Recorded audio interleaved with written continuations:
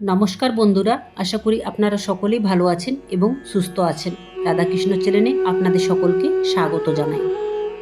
প্রেমানন্দ মহারাজজিকে একজন ভক্ত জিজ্ঞাসা করেন, প্রভু, আমি নাম জপ করতে চাই, কিন্তু আমি একাগ্র করতে পারি না। মন সবসময় ছুটে যায় এদিক ওদিক। জপ করার সময় মনে অনেক রকমের খারাপ বিচার আসে। আমি কি করব, আমায় একটু বলে দেন।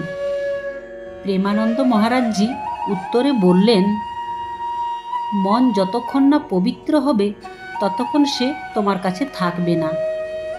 মনকে পবিত্র করতে হবে, মনকে শক্ত করতে হবে। প্রেমানন্দ মহারাজজি আরও ব্যাখ্যা করে বলেন, আমাদের মনে দুটি গুণ, একদিকে সৎগুণ আর একদিকে অসৎ গুণ।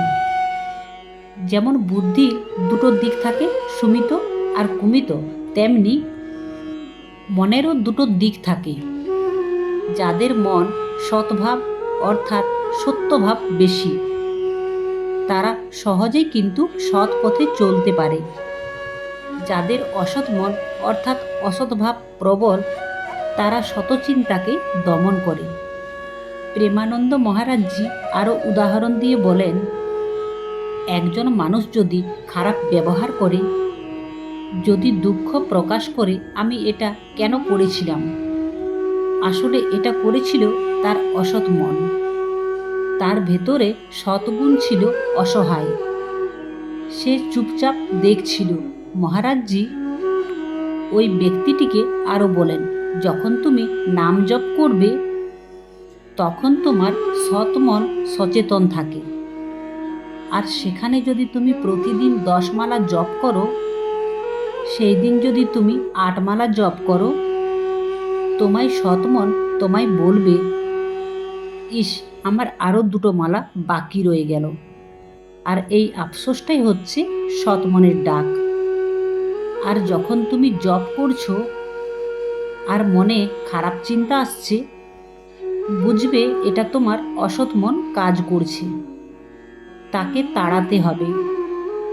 আর তাকে কিভাবে তাড়াবে? নাম জপের মাধ্যমে। ক্রমাগত ধৈর্য ধরে নাম জপ করলে অসৎ মন অর্থাৎ অসৎ ভাব তোমার থেকে দূরে সরে যাবে। প্রেমানন্দ মহারাজজি আরও বলেন, নাম জপ একমাত্র পথ যা আমাদের অসৎ মনকে ধুয়ে মুছে সৎ করে তোলে। যত নাম জপ করবে তত মনের কলুষিত কমবে এবং আমরা সৎ মনের অধিকারী হব। আমাদের মধ্যে সৎভাব আরও বেশি করে বাড়বে। এরপর সেই ভক্ত প্রশ্ন করেন, মহারাজজি, আমি তো বহুদিন ধরে নাম জপ করছি, তবে আমার কেন কোনো উন্নতি হচ্ছে না? প্রেমানন্দ মহারাজজি বলেন, তোমার পূর্বজন্ম বা পূর্বকর্মের যদি 500 গ্রাম পাপ জমে থাকে, আর যদি তুমি 250 গ্রাম নাম জপ করো, তাহলে বাকি 250 গ্রাম পাপ তোমার রয়ে গেল। তুমি ফল তখনই পাবে যখন তোমার রয়ে যাওয়া 250 গ্রাম পাপ নাম জপের মাধ্যমে ধুয়ে ফেলতে পারবে।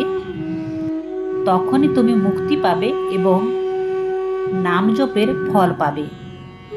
প্রেমানন্দ মহারাজজি আরও বলেন, তাই কখনো হতাশ হবে না। ধৈর্য ধরো, প্রতিক্ষণ ক্রমাগত নাম জপ করো, নিশ্চয়ই ফল পাবে। নামরূপী ধন একত্রিত করো তোমার জীবন। এই নামরূপী ধন তোমাকে তোমার ঈশ্বরের কাছে নিয়ে যাবে।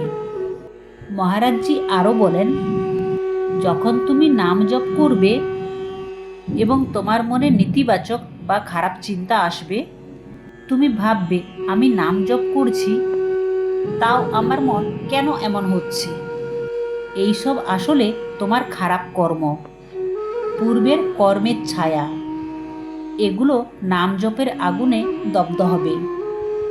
আমরা যখন নাম জপ করি তখন আমাদের মধ্যে নেতিবাচক চিন্তা যদি আসে, আমরা কখনো এটা ভাবো না যে আমাদের মধ্যে নেতিবাচক চিন্তা কেন আসছে। আসলে এই নেতিবাচক চিন্তাগুলো আসে না, এগুলো পুরোপুরি চলে যায়।